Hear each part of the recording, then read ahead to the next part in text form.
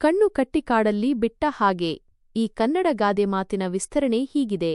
ಈ ಗಾದೆ ಮಾತು ಒಂದು ವ್ಯಕ್ತಿ ಯಾವುದೇ ರೀತಿಯ ಮಾರ್ಗದರ್ಶನ, ಸಹಾಯ ಅಥವಾ ಸರಿಯಾದ ದಿಕ್ಕನ್ನು ತೋರಿಸುವವರೇ ಇಲ್ಲದೆ ಸಂಪೂರ್ಣವಾಗಿ ಅಸಹಾಯಕ ಸ್ಥಿತಿಯಲ್ಲಿ ಸಿಕ್ಕಿಹಾಕಿಕೊಂಡಾಗ ಬಳಸಲಾಗುತ್ತದೆ.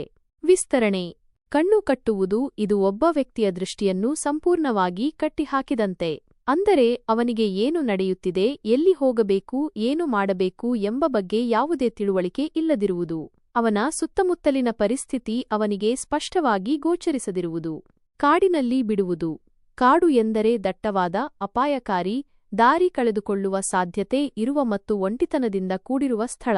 ಅಂತಹ ಸ್ಥಳದಲ್ಲಿ ಒಬ್ಬನನ್ನು ಬಿಡುವುದು ಎಂದರೆ ಅವನಿಗೆ ಯಾವುದೇ ರೀತಿಯ ಆಧಾರ ಅಥವಾ ಸಹಾಯವಿಲ್ಲದೆ ಸಂಪೂರ್ಣವಾಗಿ ಅಪಾಯಕ್ಕೆ ತಳ್ಳಿದಂತೆ. ಒಟ್ಟಾರೆ ಅರ್ಥ: ಯಾರಾದರೂ ಒಬ್ಬರನ್ನು ಕಣ್ಣುಕಟ್ಟಿ ಕಾಡಲ್ಲಿ ಬಿಟ್ಟ ಹಾಗೆ ಮಾಡಿದರೆ ಅವರು ಆ ವ್ಯಕ್ತಿಯನ್ನು ದಾರಿ ತಪ್ಪಿಸಿದ್ದಾರೆ, ಅವರಿಗೆ ಮುಂದೆ ಏನು ಮಾಡಬೇಕೆಂಬ ಅರಿವಿಲ್ಲದಂತೆ ಮಾಡಿದ್ದಾರೆ ಮತ್ತು ಅವರಿಗೆ ಯಾವುದೇ ರೀತಿಯ ಮಾರ್ಗದರ್ಶನವನ್ನು ನೀಡದೆ ಅಸಹಾಯಕ ಸ್ಥಿತಿಯಲ್ಲಿ ಕೈಬಿಟ್ಟಿದ್ದಾರೆ ಎಂದರ್ಥ. ಉದಾಹರಣೆಗಳು: ಒಬ್ಬ ಹೊಸ ಉದ್ಯೋಗಿ ತನಗೆ ವಹಿಸಿದ ಕೆಲಸದ ಬಗ್ಗೆ ಯಾವುದೇ ತರಬೇತಿ ಅಥವಾ ಮಾಹಿತಿಯಿಲ್ಲದೆ, ಯಾರೂ ಸಹಾಯಕ್ಕೆ ಇಲ್ಲದೆ ಕೆಲಸ ಮಾಡಲು ಪ್ರಾರಂಭಿಸಿದಾಗ ಅವನನ್ನು ಕಣ್ಣು ಕಟ್ಟಿ ಕಾಡಲ್ಲಿ ಬಿಟ್ಟ ಹಾಗೆ ಆಗಿದೆ ಎಂದು ಹೇಳಬಹುದು.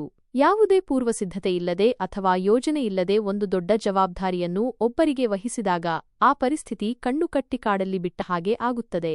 ಹೊಸ ಊರಿಗೆ ಬಂದ ವ್ಯಕ್ತಿಗೆ ಅಲ್ಲಿನ ಭಾಷೆ, ಸಂಸ್ಕೃತಿ, ರಸ್ತೆಗಳು ಯಾವುದೂ ಗೊತ್ತಿಲ್ಲದಿದ್ದಾಗ ಮತ್ತು ಯಾರೂ ಸಹಾಯಕ್ಕೆ ಇಲ್ಲದಿದ್ದಾಗ ಅವನ ಪರಿಸ್ಥಿತಿ ಈ ಗಾದೆಗೆ ಹೋಲುತ್ತದೆ. ಸಂಕ್ಷಿಪ್ತವಾಗಿ ಹೇಳುವುದಾದರೆ, ಈ ಗಾದೆಯು ಒಬ್ಬ ವ್ಯಕ್ತಿ ಸಂಪೂರ್ಣವಾಗಿ ದಿಕ್ಕುತೋಚದೆ, ಅಸಹಾಯಕನಾಗಿ, ಯಾವುದೇ ಸಹಾಯವಿಲ್ಲದೆ ಕಷ್ಟದ ಪರಿಸ್ಥಿತಿಯಲ್ಲಿ ಸಿಲುಕಿದಾಗ ಅವನ ಸ್ಥಿತಿಯನ್ನು ವಿವರಿಸಲು ಬಳಸುವ ಪ್ರಬಲ ಅಭಿವ್ಯಕ್ತಿಯಾಗಿದೆ.